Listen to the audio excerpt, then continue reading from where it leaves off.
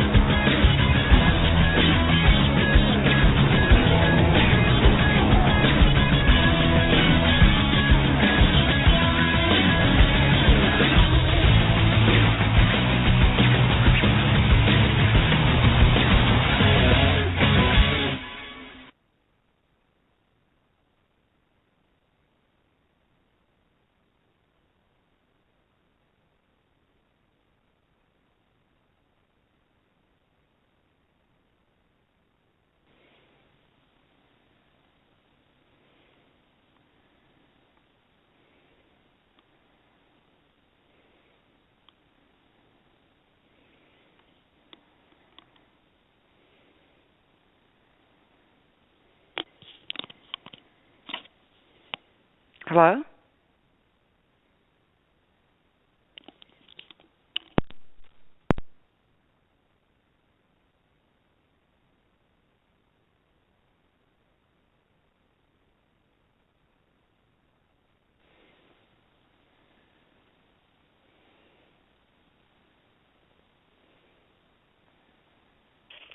Testing, Ann. Do you hear? I have you now. Sorry, I got a little panic when it went quiet. Yes, okay. All's well now. How's everything? Okay, good. Good, how are you? Okay. We're Good. going to wait for Dwayne Cates and Beth Karras will join us top of the hour. Before we get to everybody, let's plug your website. Okay. Why don't you go ahead and give that info out? It's just www.annbremner.com, Ann with an E, and it's M-N, Bremner. Okay, I know you follow sports a little bit, and there's been an interesting story going on with Alex Rodriguez, who has, for the last 5-6 years, changed his story back and forth. So before we get into A-Rod, let me play you a clip from a New York local radio station and get your take on the other side as we wait for Beth and Mr. Cates to join us shortly. Okay. I'm always amazed, Boomer, by the sanctimonious bullcrap from people that do what we do. I'm on my high horse. I forget what it's like to be a human being. I forget the fact that I make mistakes as well. And I'm going to stand up there on my bully pulpit, and I'm going to tell the world that it's not okay for Alex Rodriguez to apologize, that there's something wrong with that. Okay. That there's something that it's fake, it's fraudulent. Like, none of us have ever made a mistake that we've had to apologize for. I'm not saying you have to accept the apology. Right. But at least let's take stock of this. At 40 years old, and I don't know how long it's going to last, Alex Rodriguez has gone to the commissioner of baseball on his own accord to try to make amends with the league. Alex Rodriguez called and asked for a meeting with the Yankee front office on his own accord to be a man, to walk into those offices, not expecting them to accept what he had to say, but to at least stand in front of 4 or 5 other men and say, I'm sorry. They don't have to accept it. You don't have to accept it. But when do we become so closed off to the ability for somebody to apologize for what he's done? All right, well, who... Am I right or am I right? You're right, but who are we talking about? Talking about Alex Rodriguez. Yeah, but who's the sanctimonious one that's sitting on the high horse saying... Every single columnist and on TV and on Twitter and on the radio and he went in as a man... and he apologized. Right, well, these are probably you don't have to accept the apology. You can say he's full of crap. But you can't attack the fact that he has made an attempt Right. to at least right the wrong. These are the same people that would have said, had he not said an apology or want to give an apology, would have said, all he has to do is say he's sorry. Agreed. You can't win. That is that side of the argument. So. Right. And now the new thing for the Yankees, and I'm not a contract lawyer, so I'm not going to pretend to be, but I do know that, as you have in your lifetime, I've signed a boatload of contracts. Yes. And I know that he signed a contract, and I know the New York Yankees do not want to have to pay him these home run bonuses. But the reality is this. They put in a contract that when he gets these certain milestones, they're going to pay him. And Alex Rodriguez signed the same contract, and they're going to have to pay him. Period. Stop. Well, the other thing, and too, he's good for the Yankees now, believe it or not. Well, I understand where the Yankees are coming from. I mean, of course, I do too. I mean, because, basically they're also still angry at him. He may have said, I'm sorry and all that stuff. That doesn't mean that, they have to accept it. And they probably said to him, look, we have a problem with these bonuses because they're fraudulently being acquired. And you know that, and we know that. Right. And so I think there is a real source of stress and tension between the two parties, regardless of what statement they put out. Except for this, I think that, to be fair about it, they were aware of the steroid stuff before they signed that contract. The fact that it blew up the way it blew up is not, I don't think, the Yankees' right to then go back and say, well, now that it blew up the way it blew up, and your attempt to screw us and embarrass us and go after us is our out, they're going to pay him. And I'll tell you something else. And I read a lot of the Yankee comments. I think they hinted at it. They need Alex Rodriguez to play well. Okay, and what do you make of the whole situation with A-Rod? Well, it's very interesting. Of course, you're going to hear people say, and a lot of people are saying, it's too little too late for him to apologize. On the other hand, look at the Brian Williams case. Everyone's saying he didn't apologize enough, and if he would just come out with a true apology, things would be differently. Like, what's the anatomy of an apology? You ask for forgiveness. You say you're wrong. You say you won't do it again. You're very specific. You show humility, and then you make amends, and then you come back at some point. I mean, that's kind of the anatomy of an apology and forgiveness in this country of public figures. But when it's late, I think there's a lot of criticism. But that having been said, an apology is an apology, and it's one that should be accepted on some level, no matter when it occurs. As to the contract itself, I'm not familiar with all the details of the contract, but when you have fraud and things like this, you have, it's a lot of money. So, and there's going to be a lot of lawyers. There's already a lot of lawyers, and so there's all kinds of, ways to say that you can vitiate a contract or you can get out of a contract. So that's going to be left up to some lawyers that are a lot smarter than I am and that have a lot more familiarity with the contracts than I do. Does it make a difference now as to the contract and payment, whether he apologizes? I don't think so. Maybe he felt it was the right thing to do. I mean, we can give him some credit that he did that, and he said, it's on me. I'm doing it now. You can accept it or not accept it, but he's done it. Yeah, there's no question about it. He did. It was a handwritten apology, and we'll see what happens from here on in. Bill Cosby's still staying in the news about the rape allegations, and they don't seem to go away. Let me play you this clip, and then we'll talk about Mr. Cosby on the other side. Bill Cosby back on stage last night, brutally heckled. The comedian had a calm response, but also raised eyebrows with other remarks during his set. ABC's Lindsay Davis here with that. Good morning, Lindsay. Good morning, George. Allegations against Bill Cosby first resurfaced during a stand-up comedy routine, and last night they were mentioned again in another stand-up performance, this time by the embattled comedian himself. For several weeks, people have been clamoring for Cosby to address the allegations against him, and for the first time, he did, in the form of a joke. Bill Cosby, in the middle of his performance in Ontario Thursday night, when a heckler lashes out, accusing him of being a rapist. Security rushes in to escort the man out, but as the audience starts to boo him, Cosby urges restraint, telling them, shh, no clapping, nothing, just have patience, okay? The disruption, reportedly coming just minutes after Cosby made a joke about a female audience member who got up from her seat during the show, Cosby asking her where she was going. She said something along the lines of, I'm getting a drink, and do you want one? And he said, no, I've already got one, and he had a big bottle of water, and then he sort of paused for a minute and said, but you should be careful about drinking around me. And the whole audience sort of, ooh. An apparent reference to the string of allegations against him by women who say he spiked their drinks and, in many cases, sexually assaulted them. It was just this sort of shocking moment. After the show, Cosby releasing this statement saying, quote, "One outburst, but over 2,600 loyal, patient, and courageous fans enjoy the most wonderful medicine that exists for humankind, laughter. I thank you. I'm far from finished." But the backlash wasn't just inside the show. More than 100 protesters gathered outside, chanting and calling for a Cosby boycott. This has not been easy at all. But he's not a coward.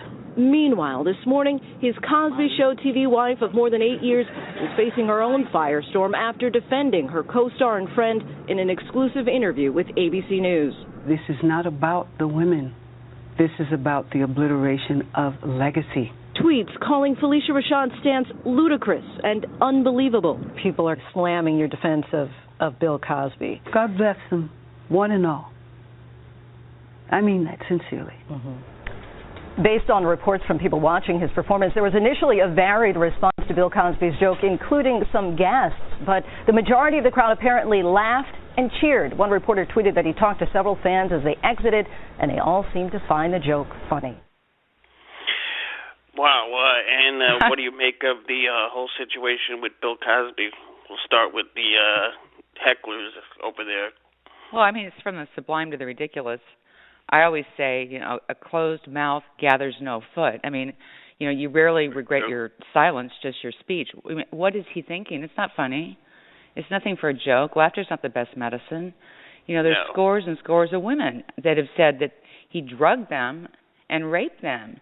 And they have no incentive to fabricate. Most can't file civil cases, because of statutes of limitations.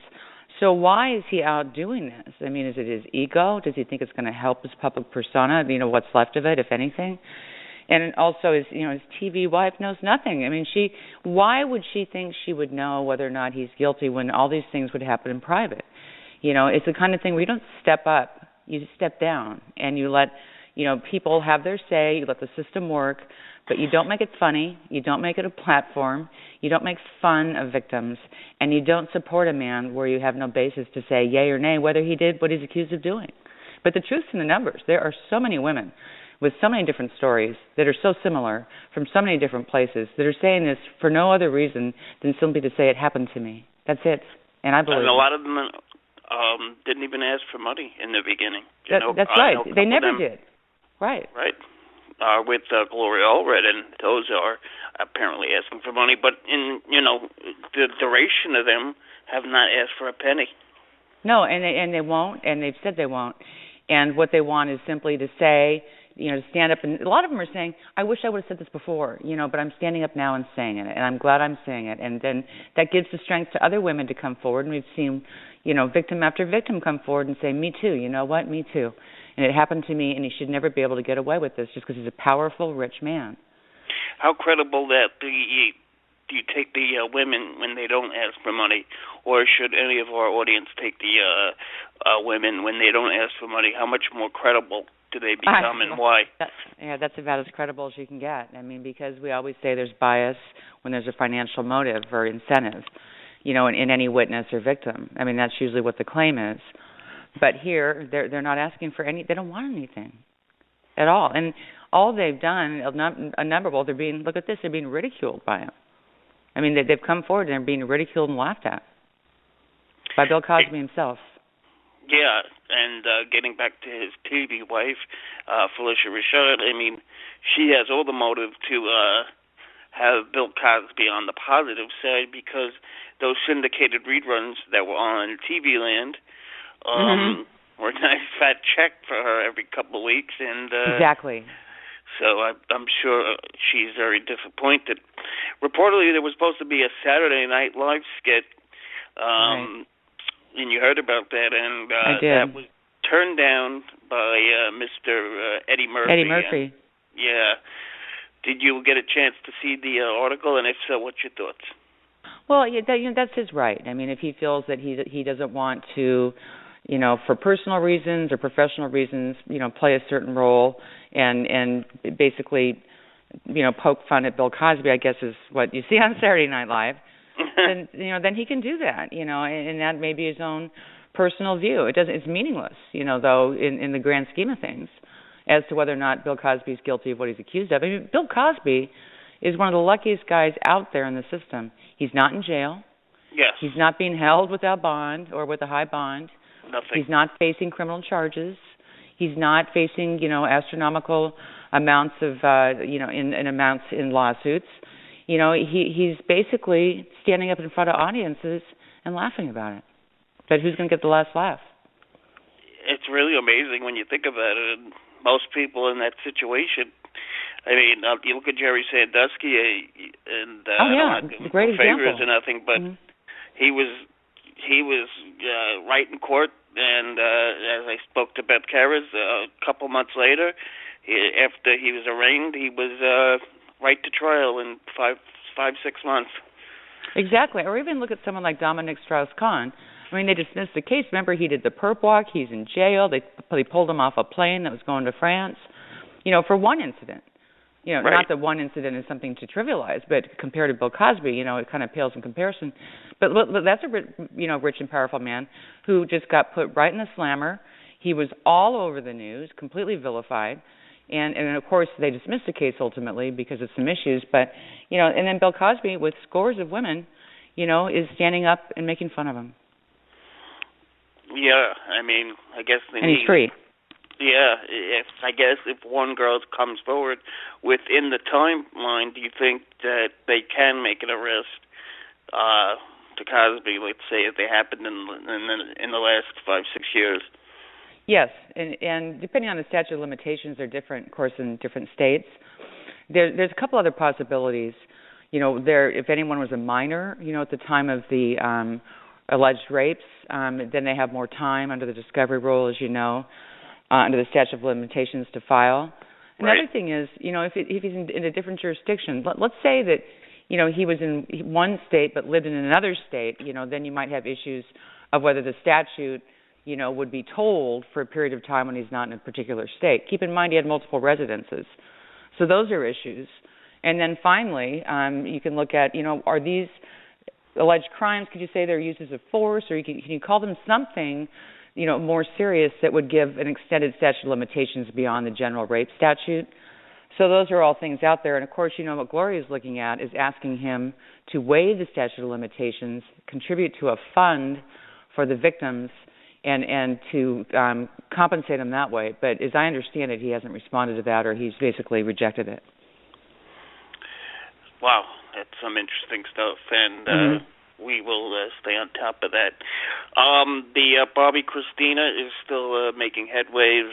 Bobby's wife was caught in an airplane, and they are still praying for Bobby Christina. Here's some sound for that, and I want to get your reaction on the other side. Alicia, hey, how you doing? I know it's a tough time right now. How's the family doing? How's things progressing? Yeah, everyone's doing good. What are you guys expecting? Down the line, is the doctors, they're wanting Bobby to make a decision on the life support. Has he made one? I know it's a tough thing right now. You're gonna be at Terminal 5. And I'm at Terminal 6. Yeah. Cash, you get up. You just go through there in the back. Has he made some type of decision on anything? You guys gonna keep holding on? Yeah, the prayers. We're grateful for them, and just keep them coming. Is Nick Gordon allowed to see her? Because there's all these. I don't have any comment on him. No comment on him. You guys ain't messing with him? No, I don't have any comment. Okay. Okay, and Bremner, it seems like it's all but a miracle if Mrs. Christina makes it. Mrs. Brown, actually, very sad story with this Whitney Houston, and now when and if it's when she's going to go, and it's very sad. Right. What do you make of this story? It's interesting. I just flew in from California. I had a deposition down there, and I stayed at the Beverly Hills Hilton, which is where Whitney Houston died. Oh, really? And, yeah, so it's just kind of eerie. I saw the room. It's room 4. I think it's 434. She's not dead yet, but Christina was also found in a bathtub, just like Mom. Same, exactly. So it's just eerie that I was just down there. That we're going to talk about this tonight. But very eerie that they were found the same way in a bathtub. I believe both face down, and that they've said with Bobby Christina, her organs are failing. I think she has does she have a trach now? I mean, she's had a lot of life support, but they are saying that there's no hope, for her, which is just incredible. That she's going to go the same way that her mom did. Not so much drugs, although I've read some articles where there's been indications she took Xanax or other different things. I don't know if that's true. We don't know anything about toxicology.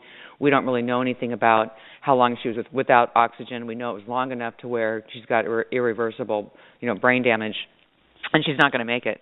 So it's a very, very sad case. And, of course, then you hear the specter of, that claims about, her boyfriend/husband, and then finally $20 million in an inheritance from Whitney Houston. And where does that go? All right, and you got to wonder if Mr. Bobby Brown has his, thinking about that money once. Oh, yeah. He hasn't been Father of the Year. And that's the other last thing. time I checked. Yeah, and all the, when you look at someone like Whitney Houston and how much promise she had and what a complete and utter talent she was. Oh, and it's just amazing. And then to see what happened to her life, and then a lot of people point at Bobby Brown, and it's that she descended into, really a life of hell and drugs, that ultimately took her life. So it's just horrible. But he obviously is trying to say that Bobby Christina is not married, and that may well be because of the inheritance issue. Yes, you could, say it was Bobby Brown, but, Whitney also had the choice of walking away, and she said that she wanted to in her own life, right? She did, and I think in one interview she said, I'm my worst demon, and I'm my best friend. I'm the best thing for me. I'm the worst thing for me. She took it all on herself. I think it was with Diane Sawyer. I don't know if that's the one where she said crack is whack, but she basically said it's all me. Yeah, I remember that. Yeah, and so I appreciate that that's what she said. However, it seems that she was doing well until she got involved with him. But that's just the way I see it, because I just saw her as such, a wonderful talent, and it was so sad to see what happened to her in the end. And you wonder if she'd been on her own or with someone else, if it could be different. But that's complete speculation on my part. No question. At the top of the hour, we'll be joined with Pascaris, and then we'll talk about the Aaron Hernandez trial and the Jodi Arias retrial, which is currently just about over. But before we do that, we have a few more minutes. I wanted to get your take. You probably saw it, the Nancy Grace versus that rapper in the pot duel, if you will, that went very viral. It's great. Where do you stand with that, A, and B, who won that little debate, if you will? I'm a huge fan of Nancy Grace. I've known her since back in her Court TV days. I've probably known Nancy for 12 years. And so I just... About a decade, right, on that 8 Oh, yeah, PM, and I've done her show many times. I've stayed at her house, and Beth and I spent a lot of time with her at the Scott Peterson trial. We were all in the same hotel. Nancy is just one of a kind. She's funny. She's smart. She loves her audience and victims, and she's passionate. And so I just love everything that she does. And I think she loved that. I was in Atlanta, I think, right after she did that, and I saw her. She's got to be a reason why she's on the air so long. Oh, isn't she fabulous? She's really great, one of a kind. Love Nancy. But as far as legalizing marijuana, where do you stand on that? I live in Seattle. It's legal here. Oh, is it legal there? It's legal in Seattle. I'm getting lost with all the places. I know it's legal in Cali. I don't know, Seattle. Colorado. But it's unlike Colorado. You just can't. You need a doctor's prescription, right? No, Seattle, it's completely legal, and it's even debatable about whether you can smoke pot in your car when you're driving, but they're going to put a close on that loophole. But you can smoke marijuana, in your house. You don't need to have a medical reason or anything else. Oh, but wow. I'll tell you, I live here, and I don't see people smoking marijuana on the streets and things all that often. Now, you can smell it sometimes, but I think the feeling was, here in our state and especially in Seattle, is there can be, income, tax income to the state. It's not worth it in the criminal justice system to spend the kind of money that we do to regulate it, in terms of its harmful effects. And when I started as a prosecutor, it was a bail forfeiture, like of $100, the fine. So it's the kind of thing that, money's better spent on bigger types of offenses and ones that really affect people. Yeah, and they have alcohol, liquor, and cigarettes, which are followers that are legal. And right. I guess the argument is if that should be legal, then marijuana should be legal. A lot of people think. Right, and the thing is, you could look at just an example of my family. I voted to legalize marijuana. So did my parents. Do we smoke marijuana? No. Do we, stand for? Do we think it's a great thing? No. But it was for the reasons I just stated. I mean, I think a lot of people felt the same way out here. There's no question that it does help people. Right. That are suffering. Glaucoma, things like that. We know that it does help. So it's definitely different than 2 decades ago, where no way Jose pot right. Well, in the slammer right away. Well, and it was kind of funny when we played Colorado, the Seahawks. It was like the 2 pot states, where it was legal for marijuana. That was kind of the joke, but it doesn't. Yeah, it just doesn't make a difference. Speaking of those Seahawks, that I don't want to even talk about it.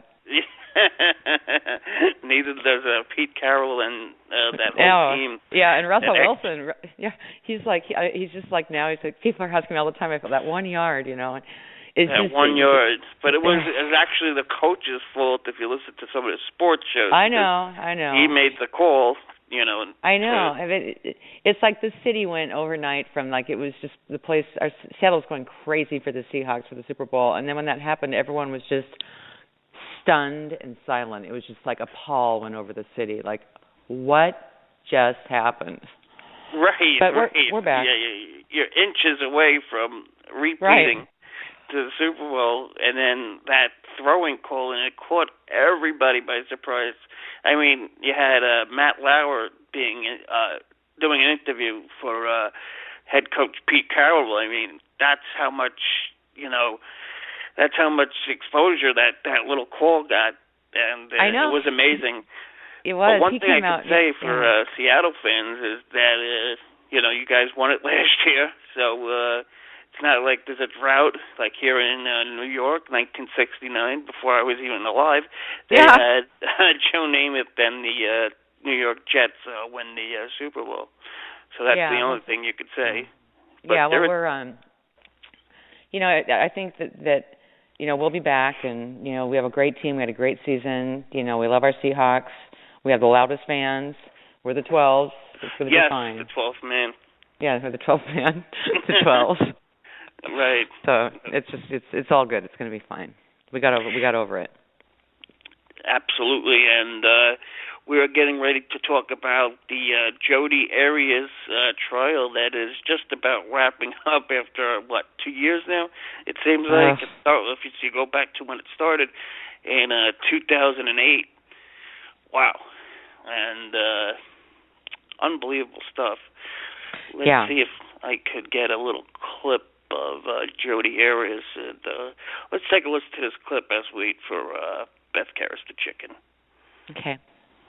A former religious leader of Travis Alexander's testifying today in the Jodi Arias sentencing retrial. It goes on and on. When are we going to get an ending to this thing, first of all? Secondly, prosecutors are trying to convince a jury that Alexander never looked at child pornography or abused women in his life. Troy Hayden, who's been on this story from the beginning, was in court today.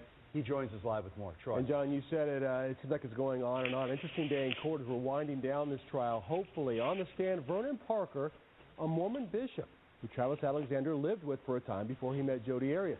Parker testified he never saw Travis viewing child porn as Jodi claimed he did, and never beat a former girlfriend, as the defense claimed. Well, the defense cross-examined Parker and asked if someone who had unmarried sex and committed various sexual acts was a sinner. And that move meant to harm Alexander's image as an upstanding member of the Mormon Church. The defense has already rested its case. We're maybe nearing an end to this trial. Once the jury gets the case, it will decide if Arias gets the death penalty or life in prison for murdering Travis Alexander. Court resumes tomorrow. Reporting live, Troy Hayden, Fox 10 News. Okay, Ann, what do you make of the Travis Alexander murder trial going on so long, And ultimately, these have got to tell you that she's going to get she's going to be sentenced to death. You know, we talked about this case before. My feeling is that she probably won't be sentenced to death, and I really had wondered whether they should have gone into this retrial, given that the jury wasn't able to reach a verdict or a consensus in the death phase of the last trial. You know, and that having been said, you were back on these same issues of demonizing Travis Alexander, and you know whether she was victimized by him, and are there mental health issues, etc. And it's kind of like the more things change, the more things stay the same, and it's kind of been endless. And I was in Arizona about a month ago, and I always ask people, what do you think of the Jodi Arias case, you know, when I'm in Phoenix? And people are just like, it's just got to end. They're just sick of it. And imagine, you know, being a part of it, you know, her lawyers, the jury in this phase, or retrial, and the jury in the first trial. It's just been an endless odyssey, and it may well just end as it did before without a death sentence. Yes, there's only a couple people there on death row, and we will see what happens. As we wait for Beth Karras, the Aaron Hernandez case is going strong. Right. Let me play a clip of what the jurors from the Aaron Hernandez case, they got to visit the home. So let's take a listen to that. Mm-hmm. A field trip that's all business, requested by prosecutors and defense. The Aaron Hernandez jury escorted by bus in a police motorcade for an up-close view of evidence that might make it easier to understand the case.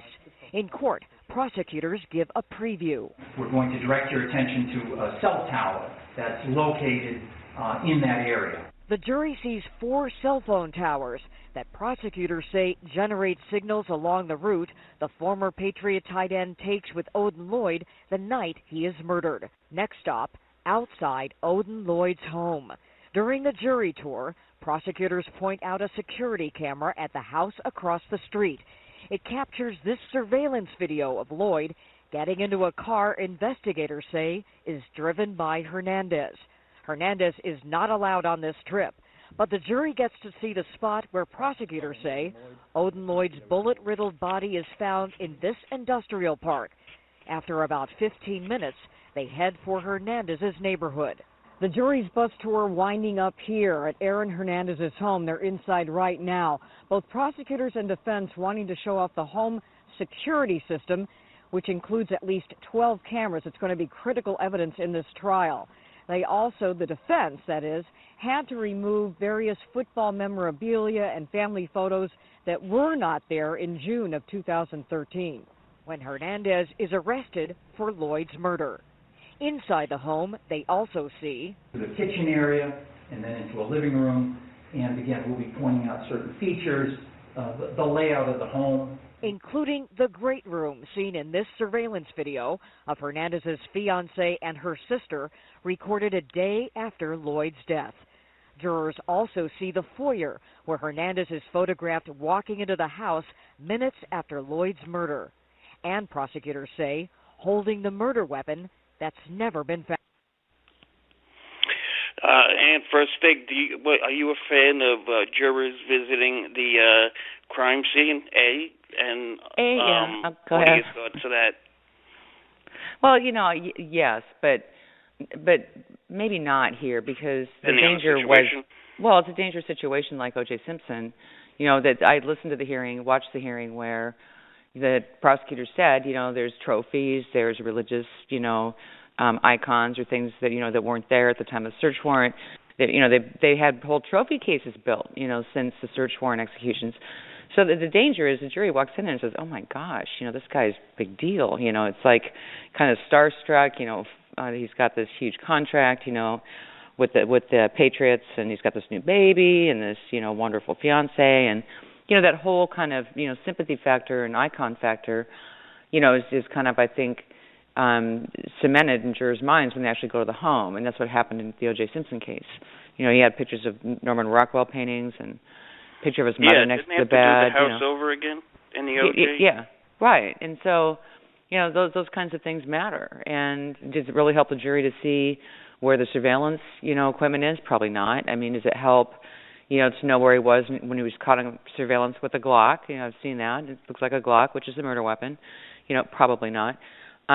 So in this instance, you know, I probably would not, as a prosecutor, have wanted to do this. But on the other hand, you know, I'd really have to think it through because, because the defense is also going to say, why would he give up this mansion? The doghouse is as big as a lot of people's, you know, living rooms. You know, the doghouse is the main house. And, you know, there was a formal living room and an informal living room. There was, you know, great wealth. You know, he's got this multi-million-dollar contract over 5 years. He's got the world by the tail. So why would he kill a guy that he hardly knows? Or that, as the defense urges, was his friend, you know, Odin Lloyd. So that whole jury view, you know, I think it's perfunctory. I think a lot of times we just do it in cases because it's done. But I think it really needs to be thought through in a case like this. No question about it. We do have somebody on the line. I'm not sure if she's in the same line. Do we have Beth Karras? Beth, are you with us? Well, this is not who you said it was. I'm just a local listener here, and I was just tuning into the show. Okay, do you have how are you guys doing tonight?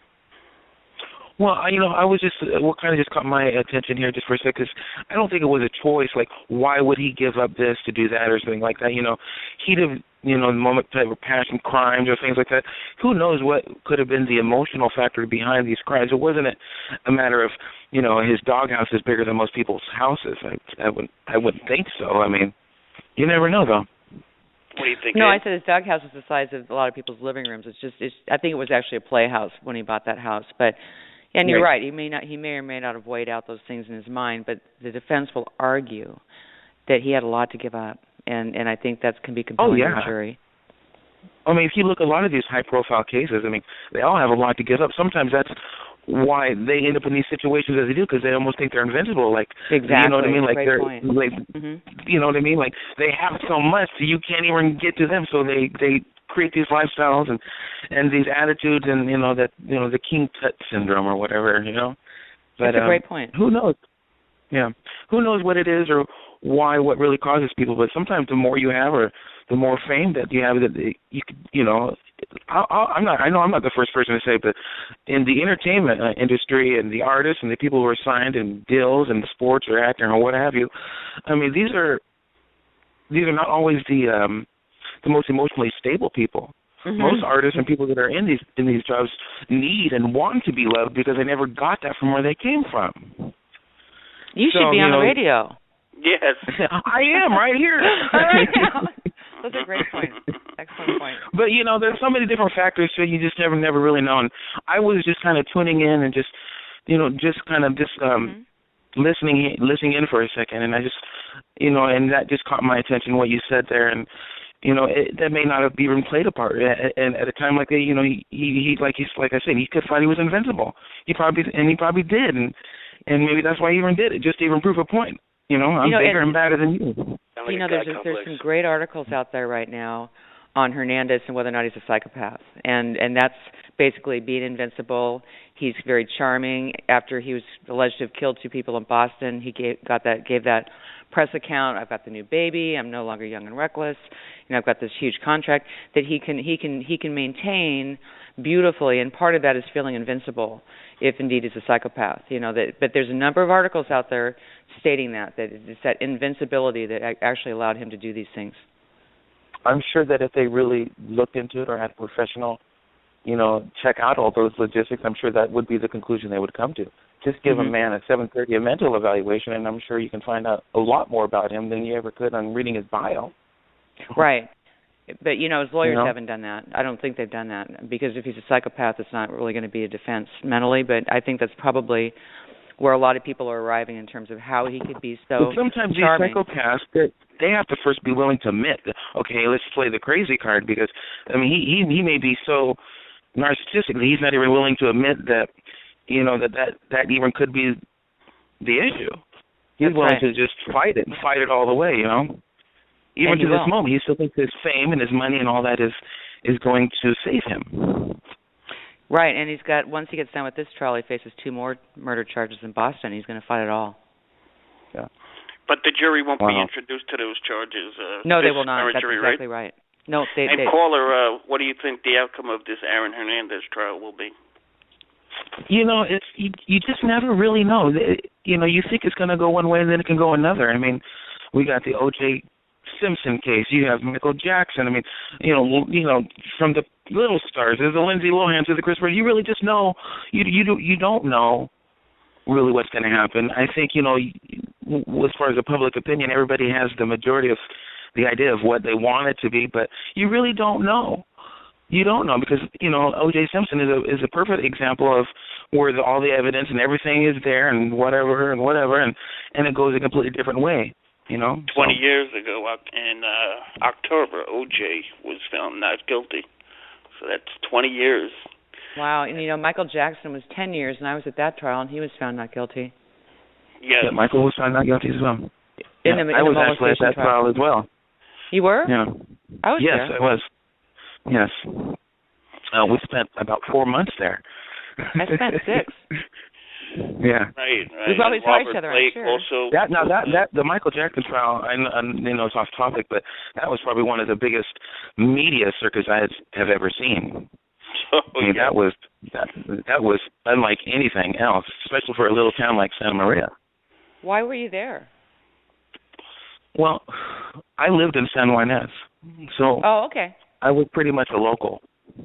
There you go. And you couldn't help but it was so much at least be interested or to get involved into it, or to even just to drive by, and then it got to the point, we were winning lottery tickets and we were in and out of the courtroom, and I went in there giving the child the benefit of the doubt, and I came out of there believing Michael Jackson was an innocent man.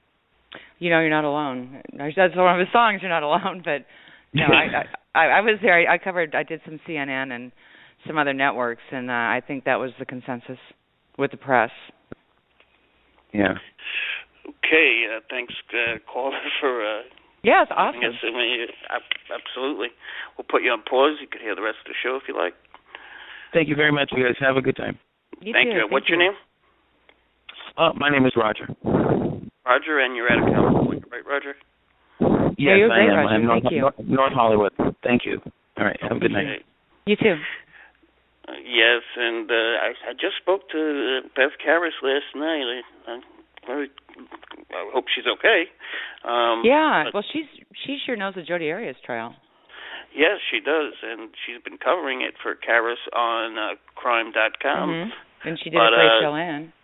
Yes, absolutely. And one last trial that I want to talk about is I think we talked about it, the Colorado shooting gang.